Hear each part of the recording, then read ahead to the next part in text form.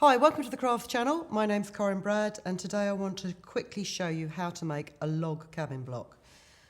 It's one of the simplest quilt blocks to make and it requires a very minimum of measuring. So if you're new to quilting, this is a great one to start with. And I'm just going to hold this up in front of me. Makes a really nice, bright, colourful quilt. And if you've got lots of odds and bits of fabric that you never really knew what to do with, or different collections that you'd used up some of the rest of the collection, you had bits left over, it's a really good stash buster.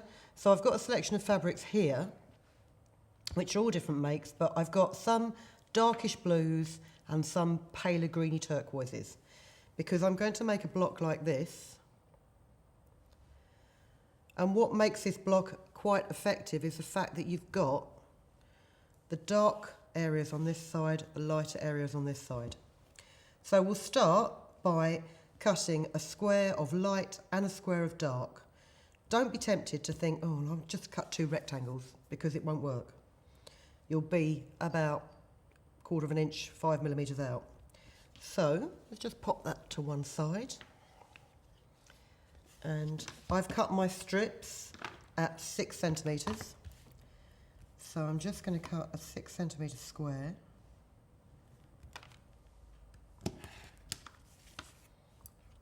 Would help if I cut all the way through the fabric. And I'm just going to square up this other end because it's been quite roughly cut.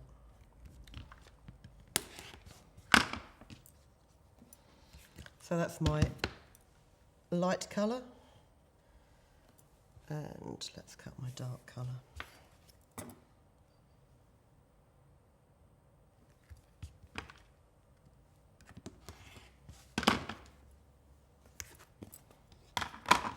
Place them right sides together and just stitch down one side.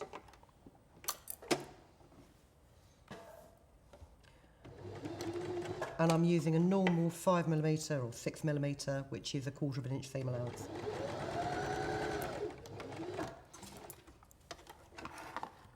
Now you can cut your strips any width that you like, but 6 centimeters is quite a nice size to start with, because you can create quite a large block and therefore quite a large quilt quite quickly. So we'll place this with the dark side to the bottom, and then I'm going to start adding dark to the left. So we'll find another piece of dark colour fabric, which will go here. And instead of cutting it, all I'm going to do is I'm going to pop this on here, right sides together, and stitch down that right hand side. And you'll notice I haven't really bothered lining up the ends or anything like that. That's because I'm going to square it up in a minute.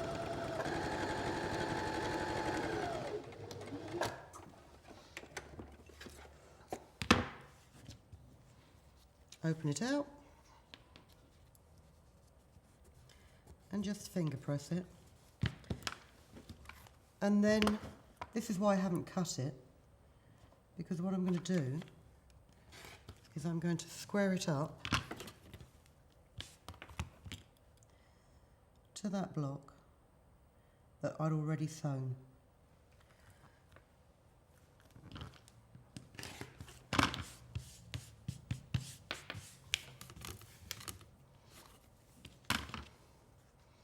So, light sides to the right, dark sides to the left, and we carry on in this clockwise direction. So I want to pop a piece of light coloured fabric on this side here.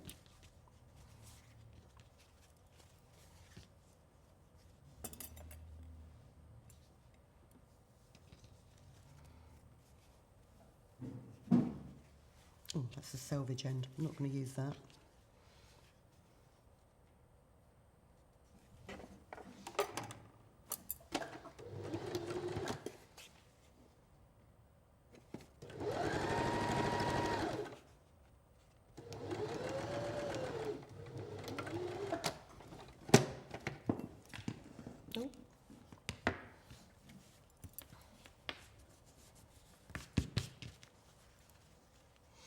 Actually, the other thing you can do actually before you fold it out is you could trim it. And you don't need a quilter's rule and a rotary cutter. You can just use scissors, but I just find this quicker. And you're still on the light side. So. And this really is easy to assemble, as long as you remember whether you're working clockwise or anti-clockwise.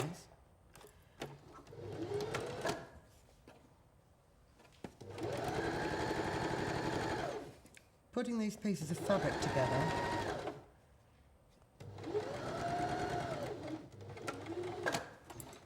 is really very easy.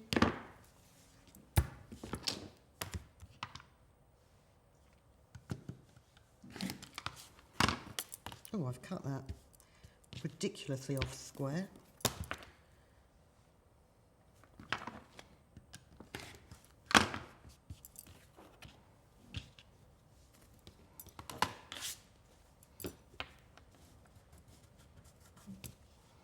Again, turn it so that your light's on the right, dark's on the left, and we'll carry on with the next dark piece of fabric.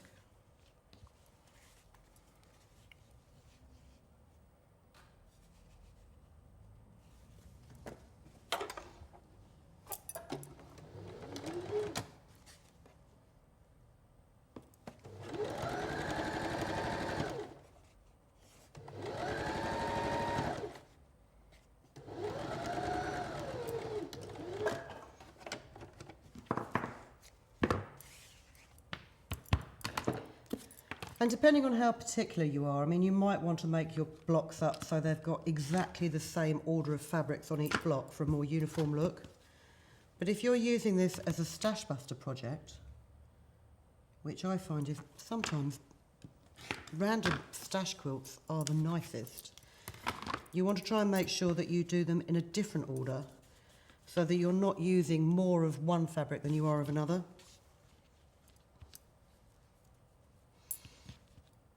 So where am I going with this? I'm going that way. So I now need a longer piece of fabric here.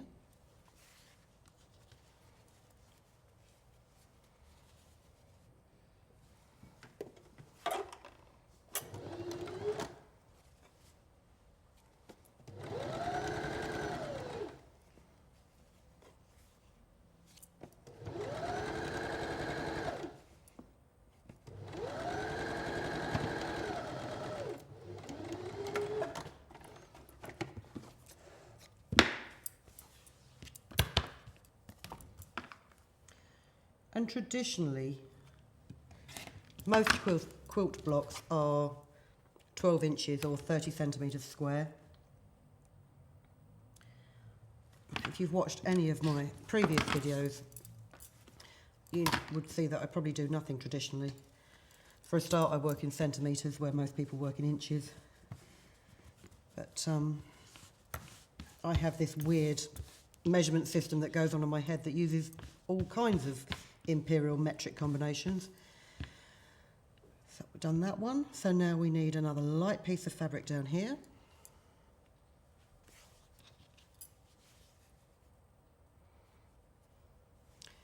But with this block system, you can stop whenever you like, as long as you stop square.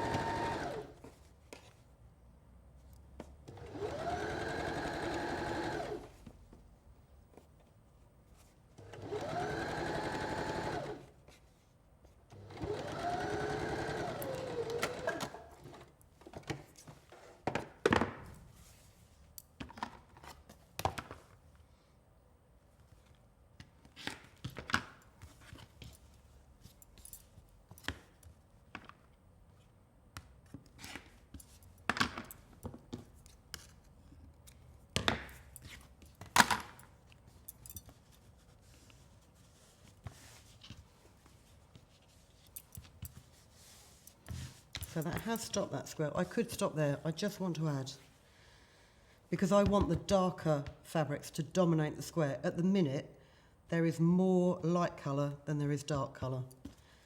And that's not how I want it to look. So,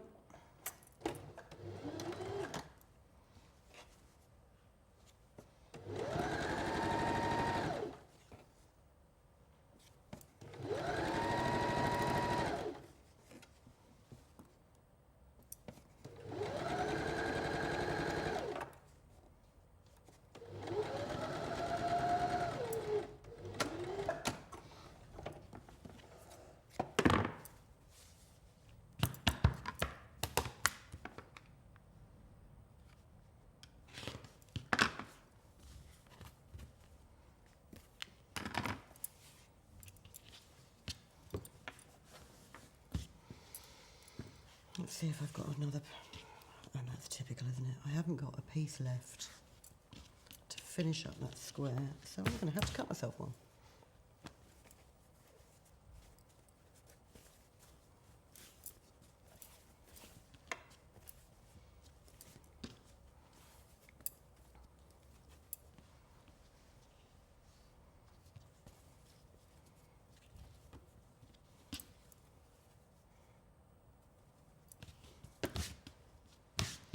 I wouldn't normally cut strips of fabric from folded fabric, but I have constraints as to the room that I have on my table, so you just have to make an exception this time.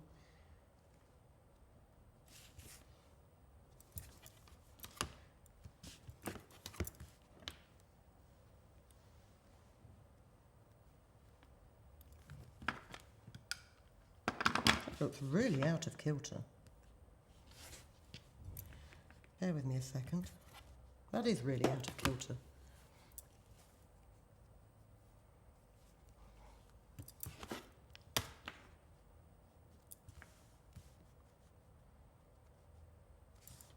Oh no, it's not. How weird is that? Just ignore me.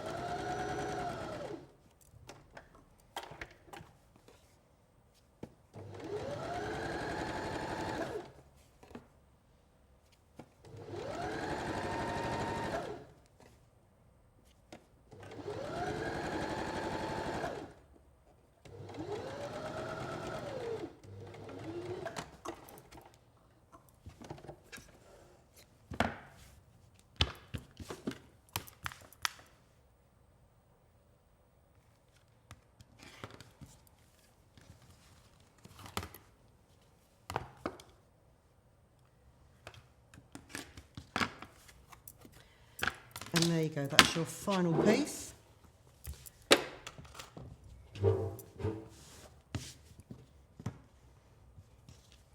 Just check it's the same size as the one I've previously done. Yes, which is always a relief. And we'll just give it a quick iron.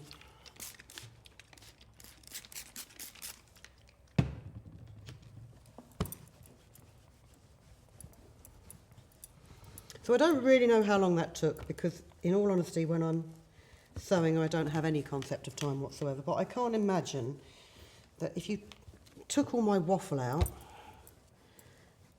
that provided you pre-cut your strips to start with, I can't imagine that's taken more than about, what, 10, 12 minutes to assemble this block.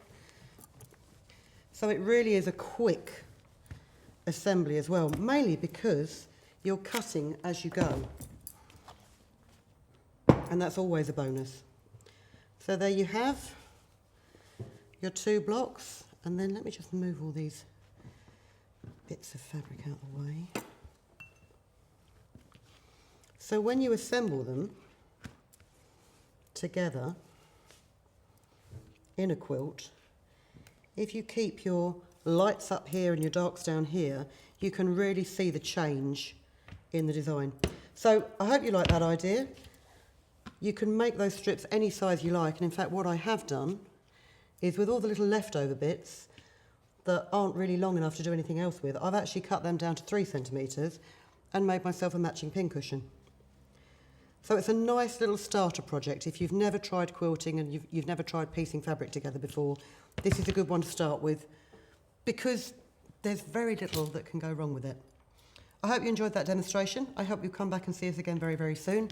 In the meantime, please keep safe, keep sewing, and thank you for watching. If you've been inspired to create, please share your makes with us in the comments section below. And if you've enjoyed videos by the Crafts channel, hit the like button. Want to see more of us? Then click subscribe. See you next time.